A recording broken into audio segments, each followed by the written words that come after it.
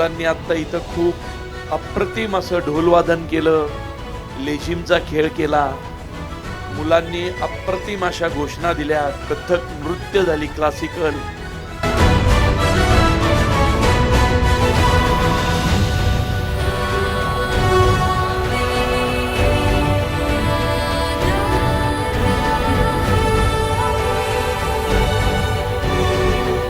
आयुष्यात दोन गोष्टींवर खूप प्रेम करायचं. एक आपले आई वडील आणि दुसरं आपल्या शाळेतले शिक्षक आणि शाळा.